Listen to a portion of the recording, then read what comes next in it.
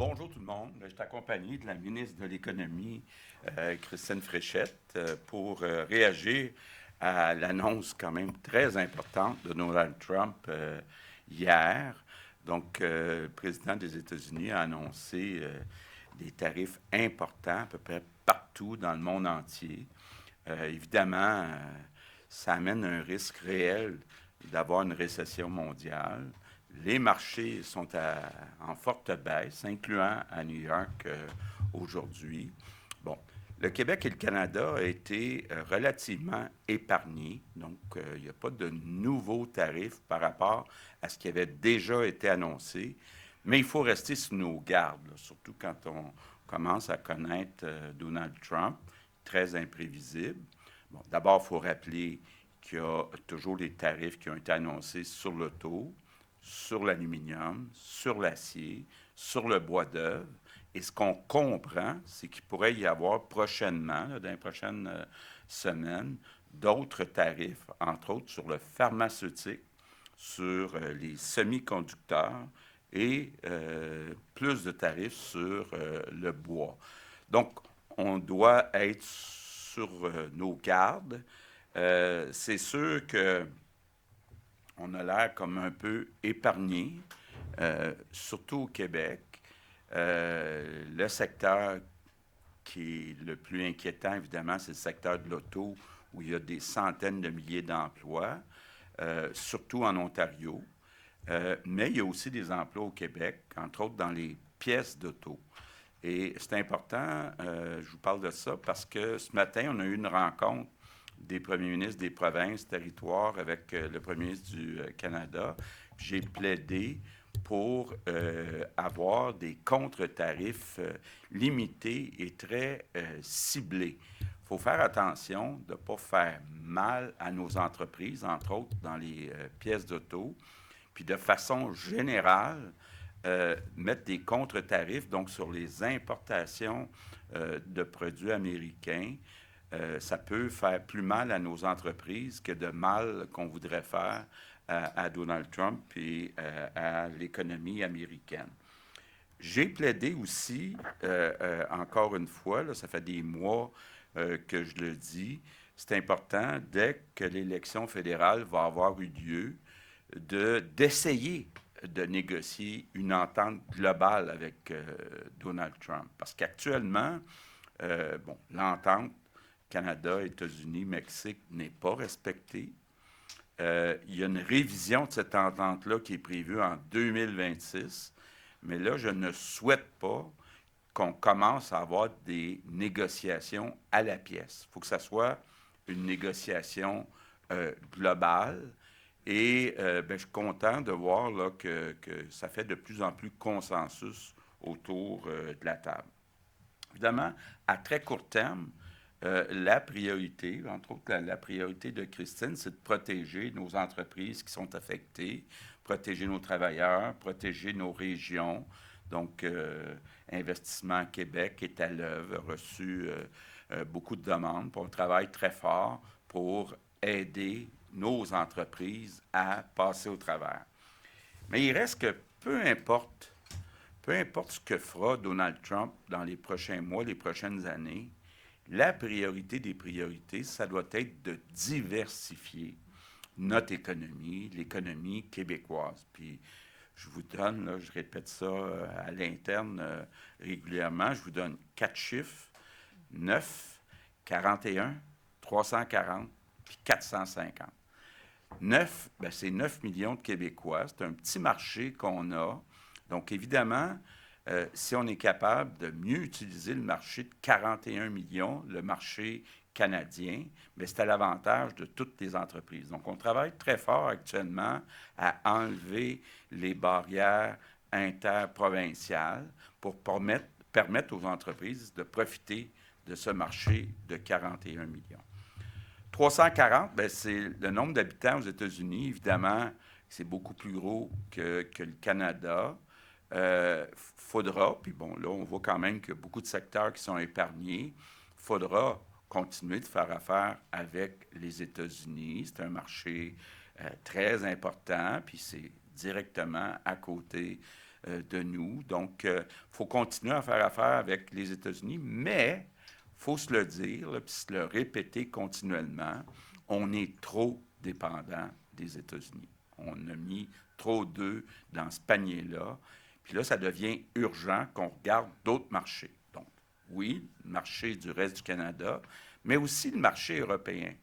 L'Europe, c'est 450 millions donc, d'habitants. C'est plus que les États-Unis. Puis, on a beaucoup de choses en commun avec les Européens. Il y a depuis longtemps des échanges de toutes sortes qui sont faits. Ils ont des valeurs qui sont semblables aux nôtres. J'arrive d'une mission en Allemagne. On peut voir que quand on se parle de démocratie, quand on se parle de protéger l'environnement, ben, les Européens sont prêts à faire front commun avec le Québec, avec le Canada, contre l'approche de Donald Trump. Et bien, parlant d'Allemagne, on est allé en Allemagne avec une centaine d'entreprises québécoises, puis il y a eu des belles rencontres avec des entreprises allemandes. Franchement, bon, moi, ça me rappelait des beaux souvenirs. Ça me faisait changement de la politique. Et puis, j'ai trouvé ça excitant de voir nos entreprises faire, comme on dit dans le métier, des pitchs. Puis, ça a intéressé beaucoup d'entreprises allemandes. Puis, je retiens de ce voyage-là deux éléments où vraiment j'ai senti que les Allemands étaient très intéressés par le Québec. La première chose, c'est l'économie verte.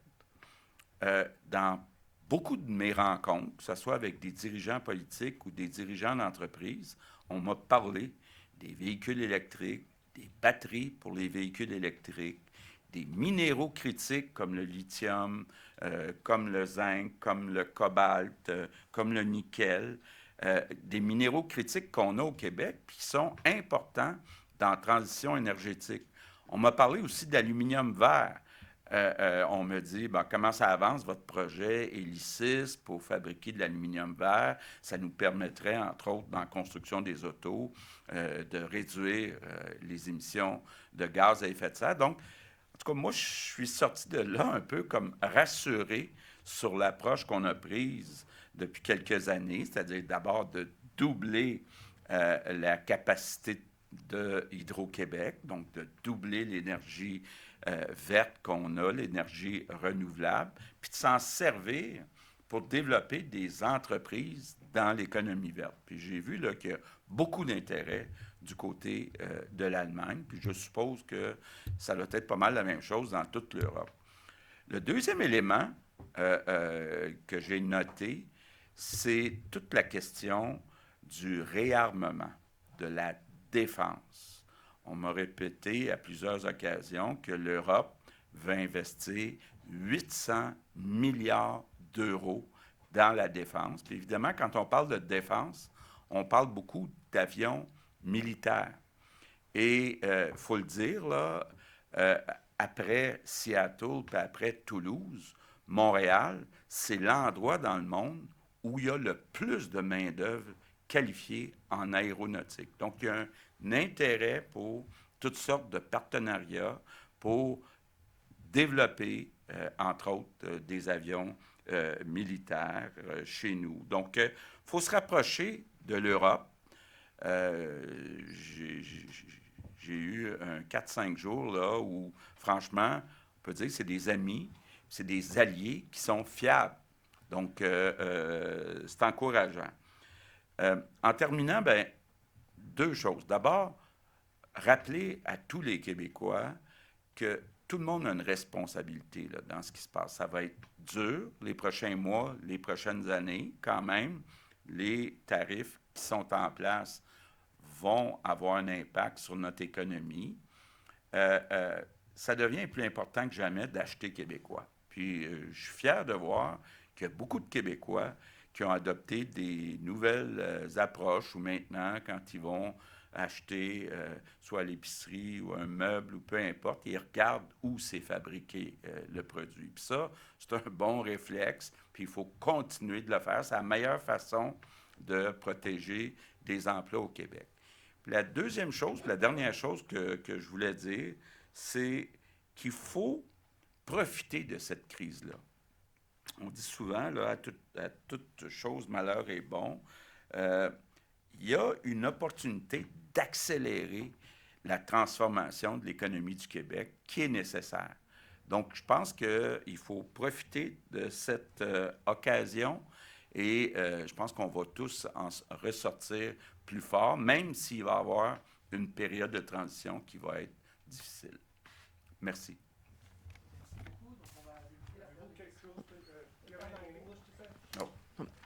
On va débuter la période de questions. On va prendre une question, une sous-question, puis on va débuter avec Cogeco.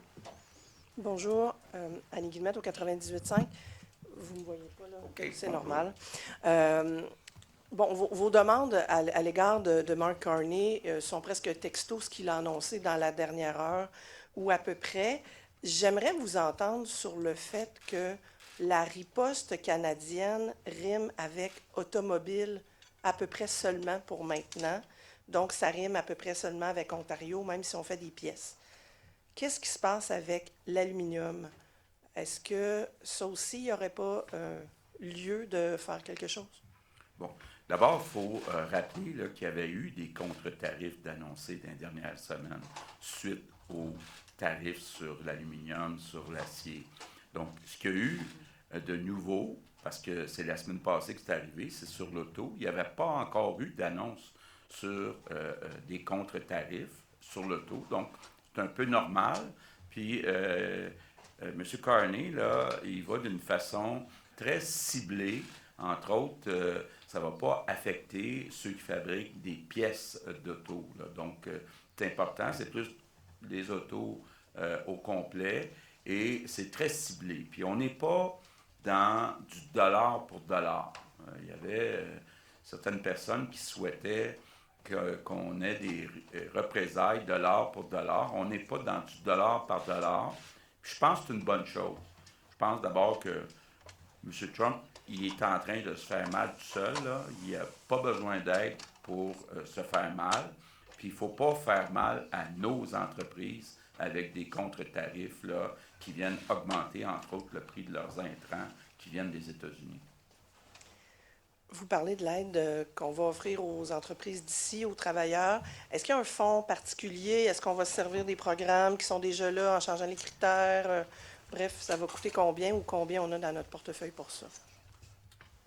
Oui, alors de ce côté, effectivement, on a Investissement Québec qui a déployé un programme. Le programme s'appelle Frontières et ça, c'est une aide, en fait, pour aider les liquidités des entreprises. Donc, les entreprises qui seraient à court de liquidité dans le contexte actuel du fait de l'imposition de tarifs, du fait qu'elles exportent aussi à un certain niveau là, aux États-Unis, elles auront accès au programme Frontières qui va offrir des aides financières à partir de 250 000 $, de même qu'un accompagnement également qui peut aider les entreprises. Donc, c'est l'aide qu'on a mis en place. C'est déjà actif depuis plusieurs semaines. Donc, c'est accessible pour les entreprises et on a une enveloppe d'un peu plus d'1 milliard de dollars associée à cette aide. Bonjour, Alexandre Lepoutre, Radio-Canada. On comprend qu'il n'y a pas de riposte nouvelle du Québec. Vous n'allez pas retirer, par exemple, les bouteilles d'alcool de la SAQ. Il n'y a pas de nouvelles mesures de représailles du Québec? Bien, on a déjà des mesures de représailles. On a déjà retiré les bouteilles à la SAQ et déjà, dans les appels d'offres puis les approvisionnements, on pénalise les entreprises américaines. Donc, je pense, comme je le disais tantôt, il faut être prudent dans les ripostes. Il ne faut pas se faire plus mal à nous qu'aux Américains. Puis, donc, je suis très à l'aise là, avec ce que M. Carney a annoncé. Justement, sur la riposte d'Ottawa, sur les contre-tarifs sur les voitures américaines, est-ce qu'il y aura un impact sur le portefeuille des Québécois? Quand même? Ben, écoutez, dans l'ensemble, c'est certain là, que le prix des automobiles, ne serait-ce qu'à cause des tarifs de Donald Trump, risque d'augmenter. Donc, puis c'est vrai pour toutes les automobiles partout dans le monde, parce que là, il veut tarifer tout le monde. Donc, il va avoir un impact. C'est vrai aussi que les tarifs sur l'aluminium, même si c'est sur l'aluminium qui est acheté partout dans le monde, bien, le 25% de plus que les Ford, GM puis Chrysler vont payer pour l'aluminium, c'est certain que ça va avoir un impact sur le prix des autos. Donc, ça va créer de l'inflation. Le premier endroit où ça va en créer, c'est aux États-Unis. Prochaine question, le journal. Oui, bonjour Sylvain Larocque. Vous l'avez dit, le Québec, le Canada sont grandement épargnés là, par la dernière salve tarifaire de M. Trump. À quel point vous pensez que la stratégie du gouvernement fédéral de M. Carney a pu aider justement à épargner le Canada? Et est-ce que vous êtes un reconnaissant envers sa stratégie qui a pu mener à ce résultat-là qui est quand même favorable en ce moment? Bien, je pense qu'il y a beaucoup de gens qui ont travaillé très fort à convaincre les Américains d'y aller moins fort. Je voyais même hier que les sénateurs, même des sénateurs républicains qui s'opposaient aux tarifs pour le Canada. Donc, il y a du travail qui a été fait par le gouvernement fédéral, par les ministres du gouvernement fédéral, par les premiers ministres des provinces. Rappelez-vous qu'on est tous allés à Washington.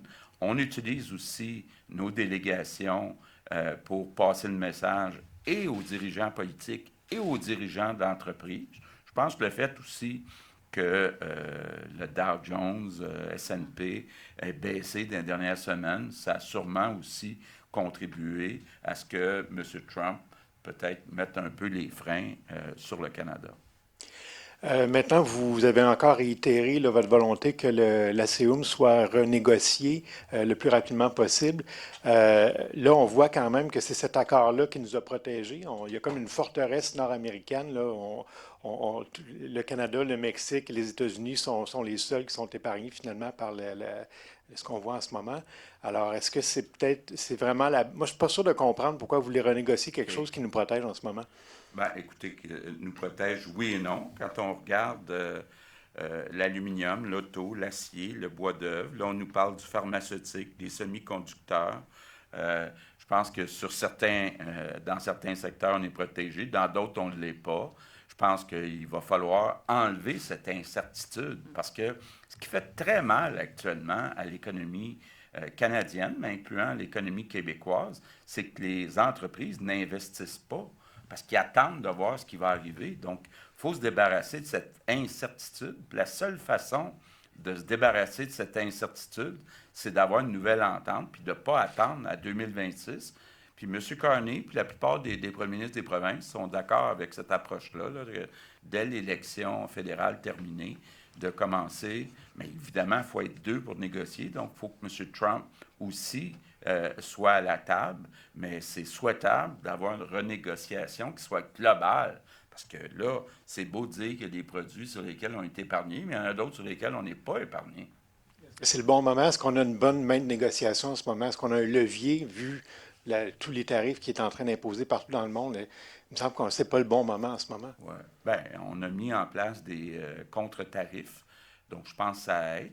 Je pense aussi le fait que les entreprises, les marchés financiers soient à la baisse. Je pense que ça vient montrer les chaînes d'approvisionnement sont tellement liées entre le Canada et les États-Unis que tout le monde est perdant. Donc, je pense qu'il faut encore mieux expliquer ça. Prochaine question. Oui, bonjour, Stéphane Renan de la presse canadienne. Monsieur Legault, vous avez déjà mentionné que la gestion de l'offre n'était pas négociable, mais c'est quand même quelque chose qui a été négocié lors des précédentes offres. Est-ce qu'il y a tout de même la place à des assouplissements de votre côté, si jamais ça Pas en du venait? tout. J'étais content de voir là, les chefs de partis fédéraux dire qu'ils vont défendre la gestion de l'offre. Rappelons là que le Québec ne subventionne pas le lait et les productions. Il y a une gestion de l'offre.